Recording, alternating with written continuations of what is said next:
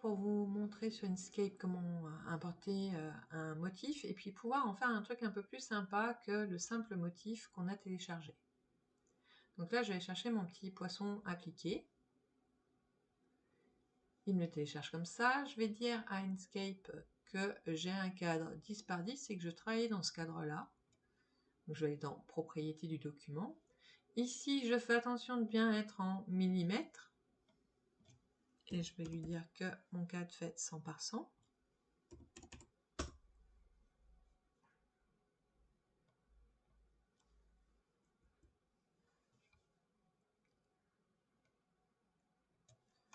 Je vais sélectionner mon poisson ici pour le rapatrier sur... Ah, ça ne veut pas. Alors quand ça vous fait ça, c'est que c'est pas sélectionné ici avec l'outil de sélection. Et je le ramène sur ma feuille. Ce poisson, pour la suite, je vais regarder un peu ce qui se passe à l'intérieur. Donc, je veux savoir ce qu'est cet objet. Je vais aller cliquer sur l'outil nœud. En fait, le premier ici, c'est mon traçage. Je vais faire un clic droit, je vais double-cliquer dessus pour pouvoir modifier ici. Donc là, je vais écrire traçage. Et avec la touche tabulation, je vais valider le nom. Ensuite, sur le bloc 2, on voit que c'est mes traits d'ondulation pour maintenir mon millard et faire l'effet brillant. Donc là, je vais pareil faire renommer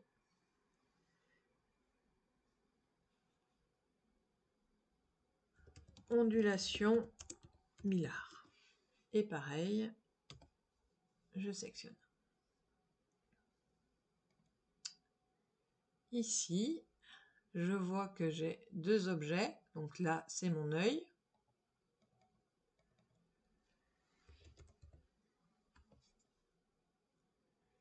Et celui-là, c'est les dessins sur la queue du poisson.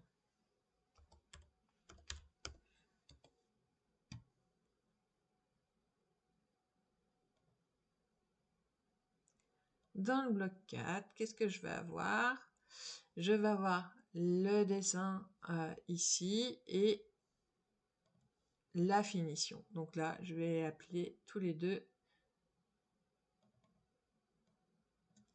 la finition tête. Et ici, finition corps.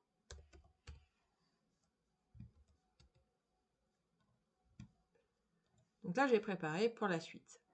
Ce que je vous conseille de regarder tout de suite, ici on voit qu'on a des petits dessins qui sont les fameuses commandes de couper le fil après avoir brodé. On va tout de suite regarder si Inkscape ne vous le prend pas comme un motif de dessin à broder. Alors moi ici on voit bien que j'ai pas de souci, il ne me les a pas affichés. Si vous, il les affiche, ce qu'il faut faire, c'est aller supprimer ces fameuses commandes. Ça ne va pas empêcher le fil de se couper, hein. Donc vous pouvez les supprimer sans problème. Maintenant, je veux ce poisson ici, un deuxième, et en sens inverse. Donc j'appuie bien sur sélection là.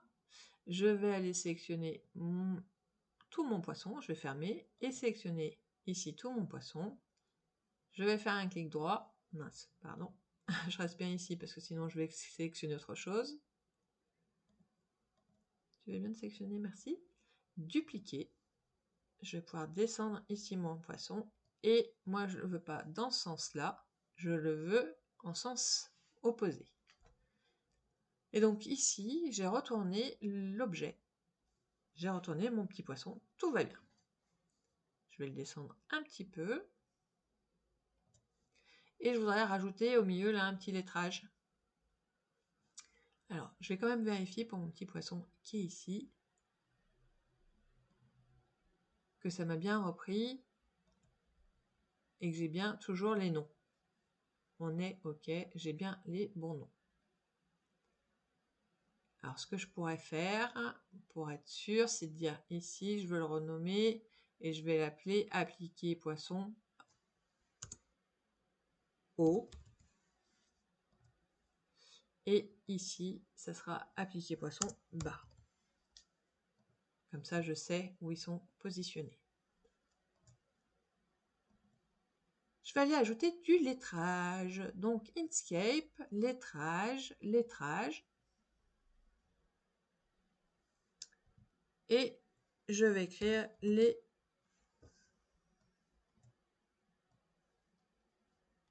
hop, je vous remets l'écran ici. Les petits poissons. Oula, je m'emballe. Dans l'eau.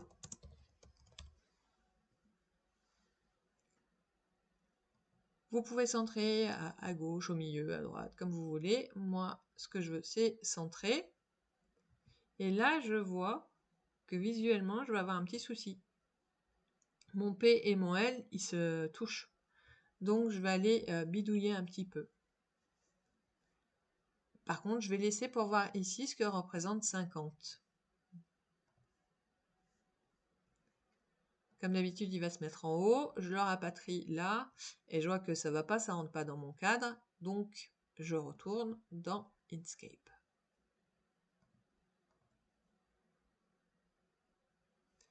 Ça me permet ici de vérifier quelle est l'échelle. Moi, là, je suis à 50. Je peux descendre jusqu'à 25. Allez, je vais tenter 30. Et maintenant, comme je sais que ici, ça ne fonctionne pas, je vais le faire en 2 fois.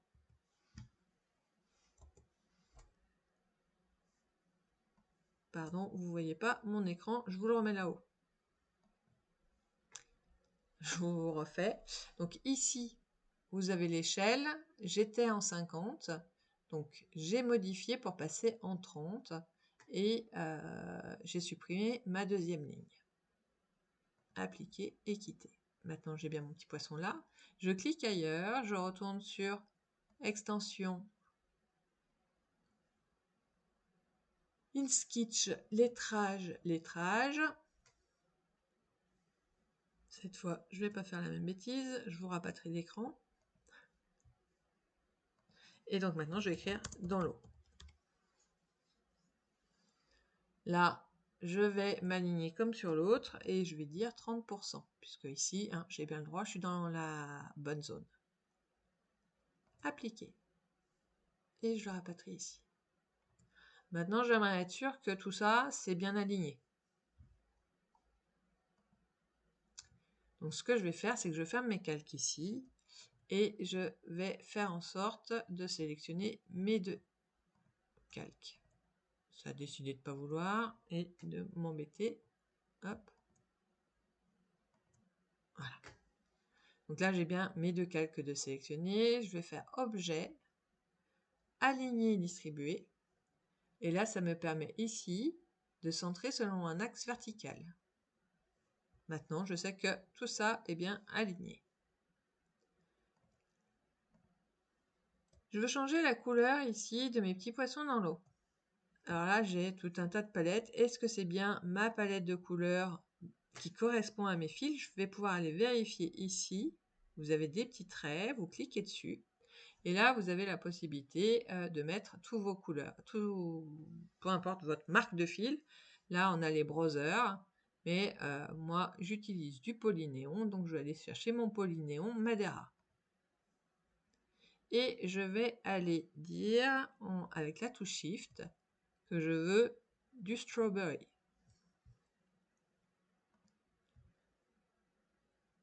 Maintenant, je vais aller vérifier que tout ça se brode correctement. Je vais aller faire le simulateur pour voir un peu ce que ça donne.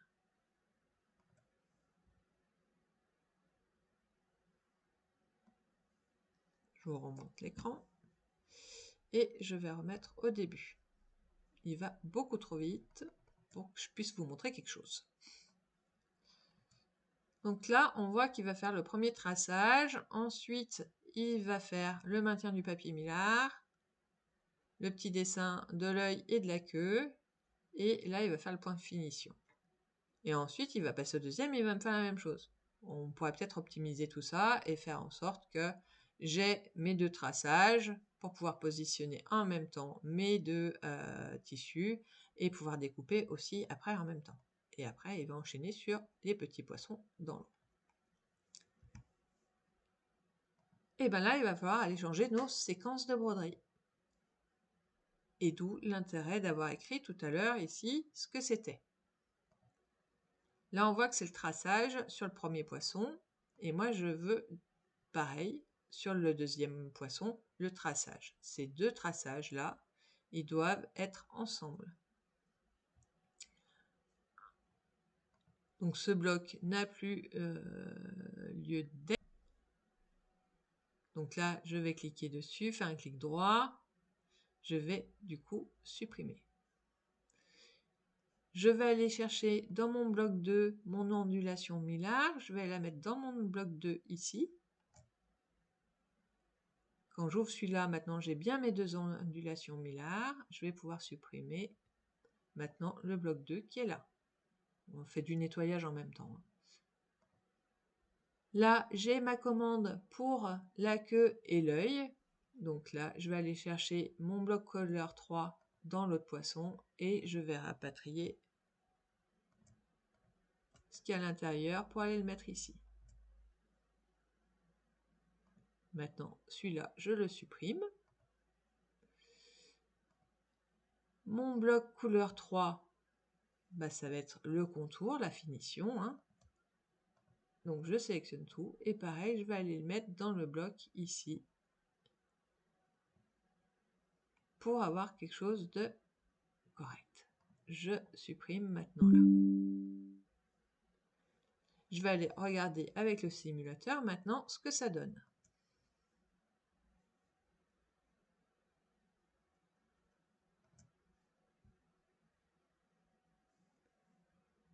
Hop, je vous rapatrie l'image.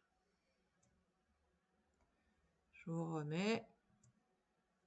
Et on va diminuer le nombre de points. Et je le relance.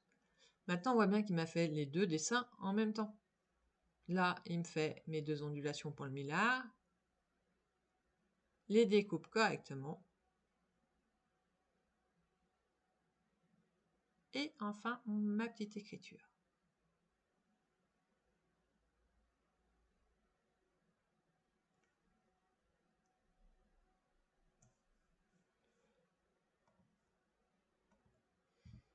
Je vais vous relancer juste le simulateur pour vous montrer vraiment les séquences quand même.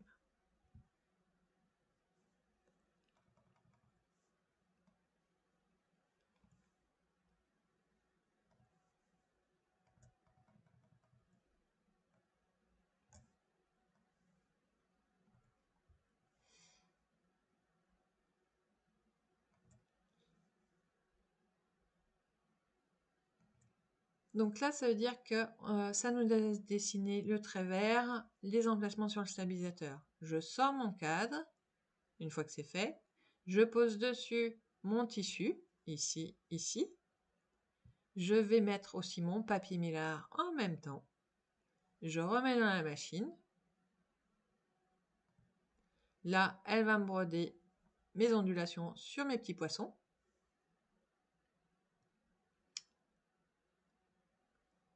Elle va ensuite s'arrêter pour la couleur noire. Donc quand elle s'arrête, pour que vous changiez la bobine ici, vous sortez votre cadre. Vous allez découper le surplus de papier Mylar et votre surplus de tissu au plus près. Vous remettez dans votre machine. Vous lancez la couleur noire. Donc elle va vous faire les petits dessins. Et ensuite, elle va vous faire le point de finition pour que ce soit bien propre. Voilà, vous allez avoir 2 jolis appliqués poissons ondulés et papier Mylar. Et puis avec un petit lettrage rigolo, les petits poissons dans l'eau.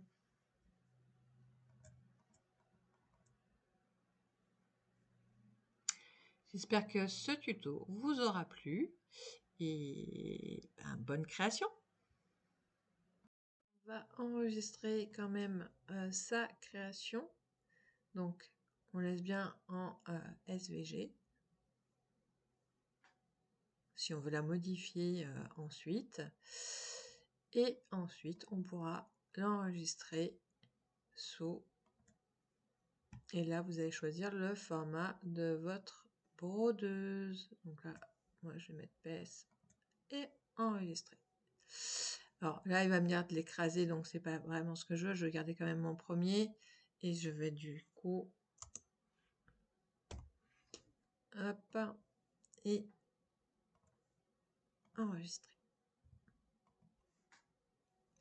Et voilà, maintenant il est prêt à être brodé. À bientôt! On va enregistrer quand même sa création. Donc, on laisse bien en SVG. Si on veut la modifier ensuite. Et ensuite, on pourra l'enregistrer sous. Et là, vous allez choisir le format de votre brodeuse. Donc là, moi, je vais mettre PS et enregistrer. Alors là, il va me dire de l'écraser, donc c'est pas vraiment ce que je veux. Je vais garder quand même mon premier et je vais du coup, hop, et enregistrer. Et voilà, maintenant il est prêt à être brodé. À bientôt!